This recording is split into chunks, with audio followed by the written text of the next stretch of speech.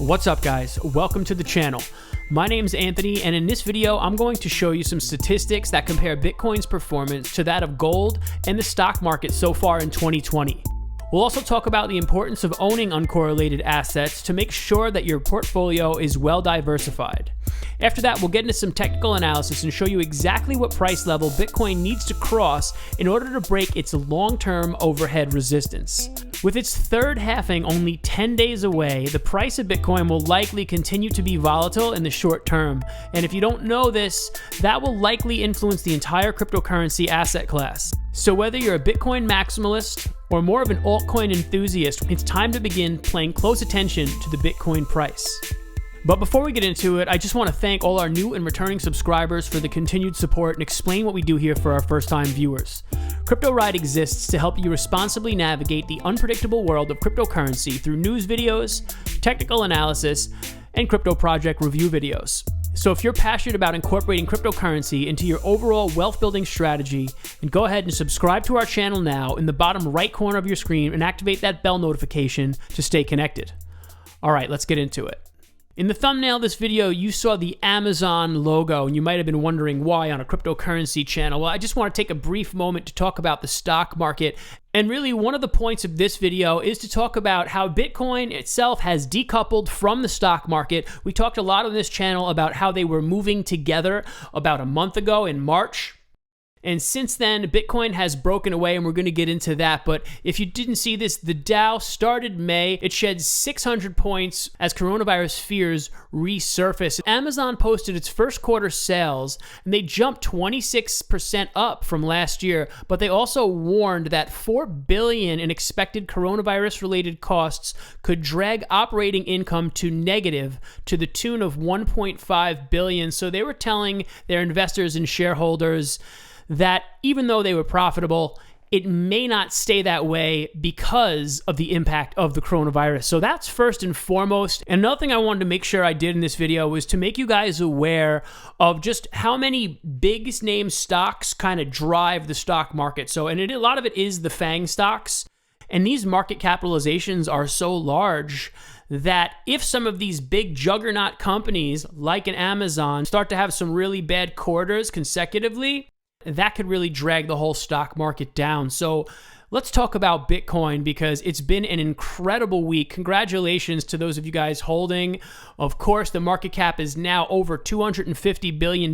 We have not seen that level for quite some time. Bitcoin at 8,800 at the time of this recording. And I just want to talk about what's going on. So this is from the Daily Hodl. Bitcoin up, stocks down, with Bitcoin surpassing gold as top investment this year. With equities suffering big losses in 2020 and gold up 7.83% on the year, Bitcoin is now the most profitable investment by far, rising 21% from $7,200 at the start of 2020. We are outperforming both of those other asset classes. And veteran trader and crypto analyst Scott Melker says that numbers show Bitcoin is clearly an uncorrelated asset. So let's take a moment to talk about correlated versus non-correlated assets. So first, I'm just going to define what these are. So asset correlation is a measure of how investments move in relation to one another and when these movements happen.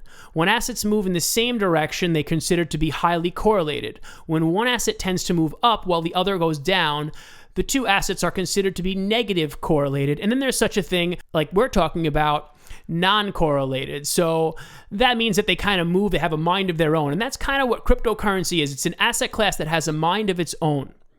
So it's not going to go up or down necessarily with the stock market. It's not going to go up or down with gold. It will kind of do its own thing for its own reasons, which I'll get into for a moment. But just in general, and this is not financial advice, remember, I'm not a financial advisor, but owning Bitcoin and cryptocurrency is actually, although it's speculative, and I never suggest having more than 5 or 10% of your portfolio in it, it's actually a responsible thing to do if you do it responsibly. And cryptocurrency can potentially protect you from downswings in traditional asset classes like the stock market or your 403b, 401k, your retirement plan. So why is Bitcoin uncorrelated? There are 4 assets in legacy markets: stocks, bonds, commodities, which gold is considered one of those, oil is considered one of those, and currencies. All are correlated to various degrees. They're all valued based on similar factors like corporate earnings, gross domestic product, which is GDP, and interest rates. Bitcoin does not find its valuation in any of these things. Bitcoin finds its value from millennial adoption, which is a big deal, and our generation is going to be one that has grown up with digital assets and does find it very easy and very comfortable to invest in things like Bitcoin, but also government regulation, network value, and other completely separate factors. So by definition, this is an uncorrelated asset, which again can strengthen your portfolio. It's been an incredible 7 days. Bitcoin up almost 20%, 19.6% just in that time frame alone. And so what I wanted to do in this video is talk to you guys a little bit about the overhead resistance, as I mentioned in the intro. And so basically what you're looking at is this white line here.